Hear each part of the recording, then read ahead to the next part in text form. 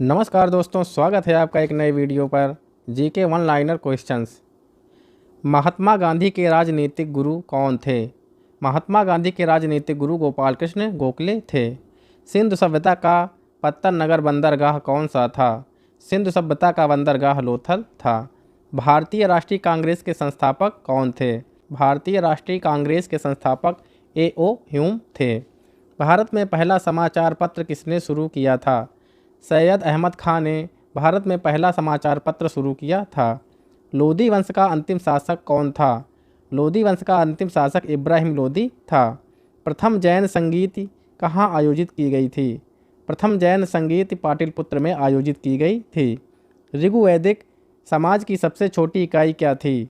ऋग्वैदिक समाज की सबसे छोटी इकाई कुल या परिवार थी। किस शासक के पास एक शक्तिशाली नौसेना थी? चोल शासक के पास एक शक्तिशाली नौसेना थी। संकीर्तन प्रथा के जन्मदाता कौन थे? संकीर्तन प्रथा के जन्मदाता चैतन्य थे। किस मुगल शासक को आलमगीर कहा जाता था? औरंगजेब को आलमगीर कहा जाता था। शहीद आजम की उपाधि से किसे सम्मानित किया गया है? भगत सिंह को शहीद आजम के नाम से या उपनाम से सम्मानित किया गया है। वहाबी आंदोलन के प्रवर्तक कौन थे? वहाबी आंदोलन के प्रवर्तक सैयद अहमद थे। कांग्रेस के प्रथम अधिवेशन की अध्यक्षता किसने की? कांग्रेस के प्रथम अधिवेशन की अध्यक्षता व्योमेश चंद्र बनर्जी जी ने की थी। लीलावती पुस्तक किससे संबंधित है? लीलावती पुस्तक गणित से संबंधित है। बनारस हिंदू विश्वविद्यालय BHU के संस्थापक कौन थे? बनारस हिंदू विश्वविद्यालय BHU के संस्थापक मदन मोहन मालवीय जी थे। स्वतंत्र भारत के प्रथम गवर्नर जनरल कौन थे? स्वतंत्र भारत के प्रथम गवर्नर जनरल लॉर्ड माउंटबेटन थे। कालाशोक की राजधानी कहाँ थी? पाटलिपुत्र कालाशोक की राजधानी थी। गायत्री मंत्र की रचना किसने की थी? गायत्री मंत्र की रचना विश्वामित्र ने की थी। लंदन में इंडिया हाउस की स्थापना किसने की थी? इंडिया हाउस की स्थापना श्यामजी कृष्ण वर्मा ने की थी। किस गुप्तकालीन शासक को कविराज कहा गया है? समुद्रगुप्त को गुप्तकालीन शासक को कविराज कहा गया है। किस नगर को सिराजे हिंद कहा गया था? जौनपुर को सिराजे हिंद कहा गया था। चालुक्य वंश का सर्वाधिक प्रसिद्ध शासक कौन सा था?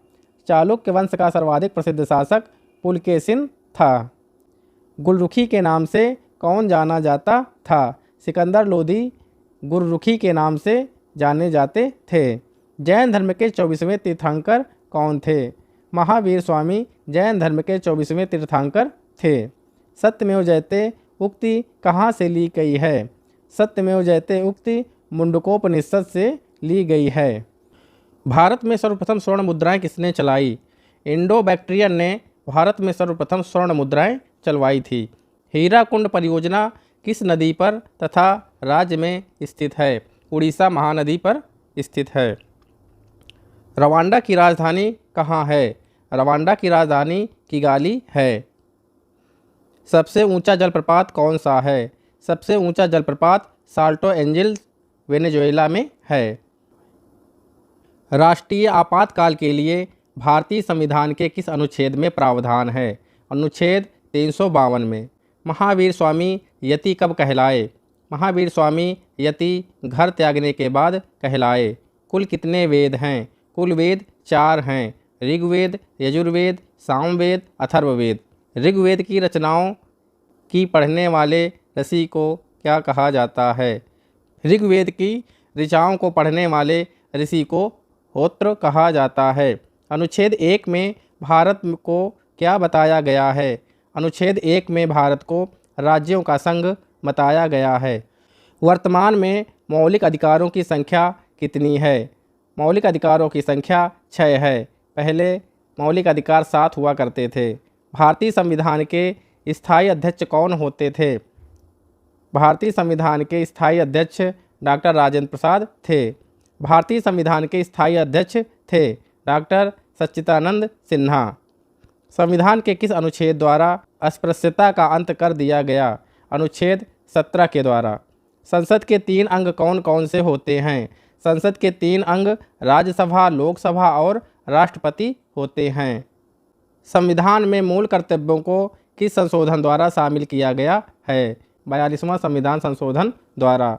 विश्व में किस देश का संविधान सबसे बड़ा लिखित संविधान है? भारत का संविधान सबसे बड़ा लिखित संविधान है। डॉक्टर भीमराव अंबेडकर ने संविधान की आत्मा किसे कहा है? डॉक्टर भीमराव अंबेडकर ने संविधान की आत्मा संवैधानिक उपचारों के अधिकार को कहा है। आर्य समाज की स्थापना किसने किया था? आर्य समाज की स्थापना स्वामी दयानंद ने किया था। सम्राट बहादुर शाह जफर द्वितीय भारत का अंतिम मुगल सम्राट का मकबरा कहाँ स्थित है? रंगून में स्थित है। भारत पर आक्रमण नादिर शाह ने कब किया था? भारत पर आक्रमण नादिर शाह ने सन 1739 ईस्वी में किया था। शिवाजी के समय किस प्रकार का राजस्व वसूला जाता था और कितना? भू राजस्व का 33% वसूला जाता था। शिवाजी की मृत्यु कब हुई? शिवाजी की मृत्यु 12 अप्रैल सन 1680 ईस्वी में हुई थी। मुगल राजकुमार की सहायता धन व मन में किस गुरु ने विद्रोही से की थी? गुरु अर्जुन देव ने। किस ईरानी शासक को जिसने भारत पर आक्रमण किया ईरान का नेपोलियन कहा जाता है? नादिर शाह को ईरान का नेपोलियन कहा जाता है। सैयद बंधुओं का पतन किस शासक के समय में हुआ था? सैयद बंधुओं का पतन मोहम्मद शाह के शासन में हुआ था।